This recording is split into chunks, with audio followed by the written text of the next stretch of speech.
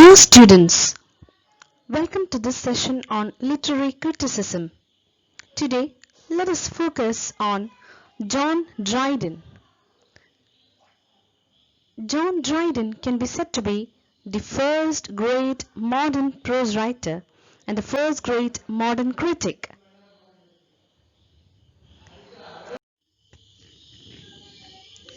According to Dr. Johnson, Dryden may be properly considered as the father of English criticism.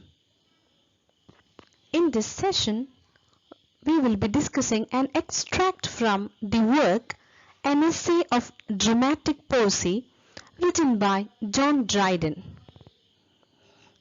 An Essay of Dramatic Poesy has another title of Dramatic Poesy. This work is in the form of a semi-drama. It deals with the views of major critics and the tastes of men and women of the time of Dryden.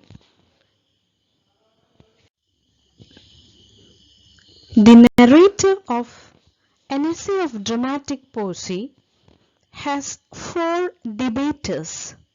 They are Crittus, Eugenius, Lycidaeus, and Neander. Neander is the one who holds the views of John Dryden.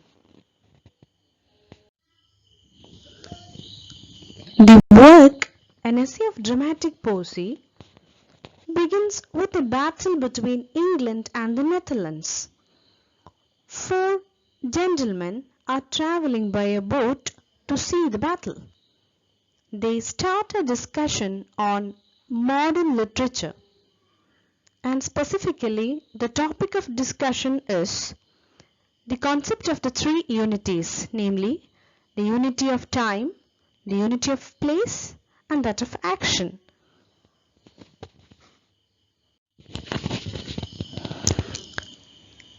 Let us first see what is meant by the unity of time.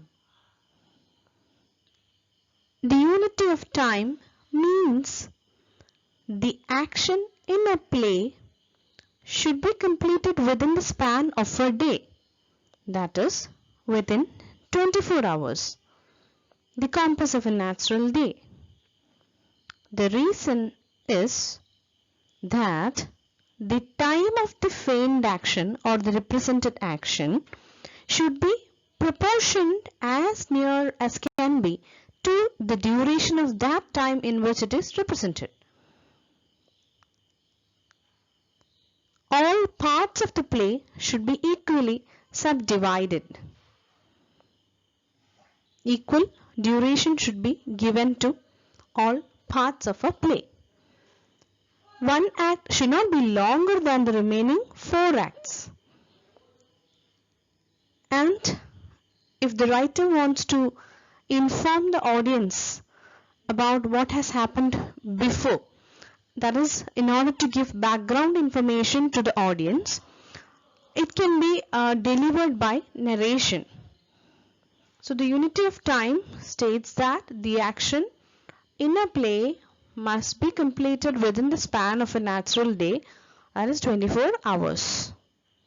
And the parts of a play, the acts of a play must be given equal duration. One should not exceed the other acts. Now, let us see the second unity, the unity of place.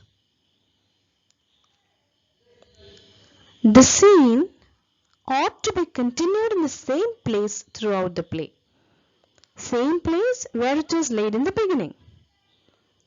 The stage on which it is represented is one and the same place. And sometimes we may see painted curtains or painted scenes at the backdrop. But these places which are indicated through the painted scenes should belong to the same town or city, so that these painted scenes can be brought under the larger denomination of one place. Just like the ancient playwrights, the French plays strictly adhere to the unity of place. That is, they tie themselves so strictly to the unity of place that you never see in any of their plays a scene changed in the middle of the act. If the act begins in a garden, a street, or a chamber, it is ended in the same place.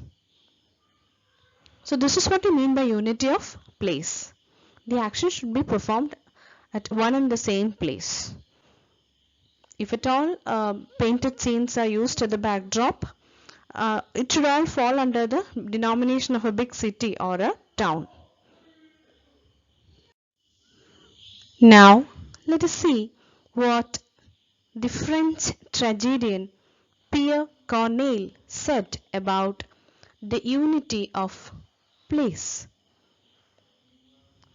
See the expression la liaison des scenes. Here, he referred to the continuity or joining of the scenes. The stage is supplied with persons every time. It's never empty.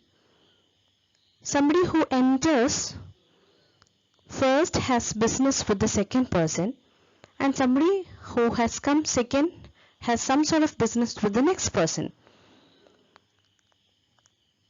So this is what he meant by the expression la liaison des scenes, the continuity or the joining of the scenes. So this is a good indication or a good sign of a well-conceived play, where all the characters, all the persons are known to each other, and every one of them has some affair with all the rest. So there's a proper connectivity or a link between the characters in a play, so that everything is dovetailed with each other in a very perfect way.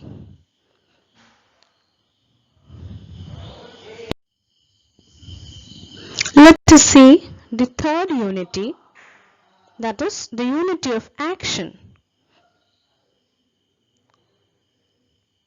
It means the writer should aim at one great and complete action. Everything else in the play should be subservient to this action.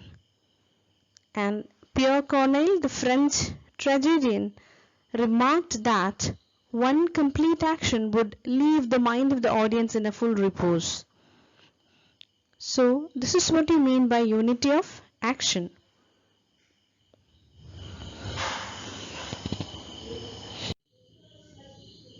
Let us now see what Ben Jonson said about the unity of action in his work Discoveries.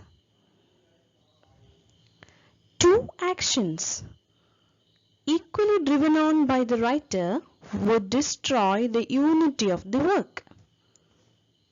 It would be no longer one play but two.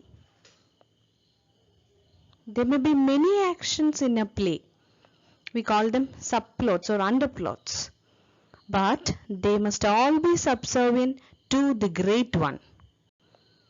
As an example, he mentions the play Eunuch by the Roman playwright Terence. In this play, we find the reconcilement of Thais and Phaedria, which is not the chief business of the play, but it promotes the marriage of Chaerea and Crim's sister, principally intended by the poet. There ought to be one action, one complete action. All other actions should promote the main action intended by the writer.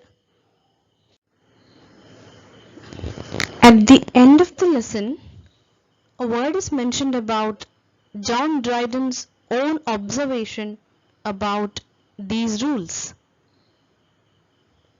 If we try to judge our modern plays using these rules, only a few of them would endure the trial, or in fact none of them would endure that trial. In those plays, what should be the business of a day may take an age. Instead of one action, there may be many actions. instead of one sport of action, there may be more countries. So, if we judge our modern plays by these rules, none of them would possibly stand the test. So today we have discussed a short extract from the work An Essay of Dramatic Poesy by John Dryden, and this part mainly discusses the three unities, namely the unity of time, the unity of place, and the unity of action. We have also come across the observations of people like Corneille, Ben Jonson, and so on. I think this is enough for the day. Thank you.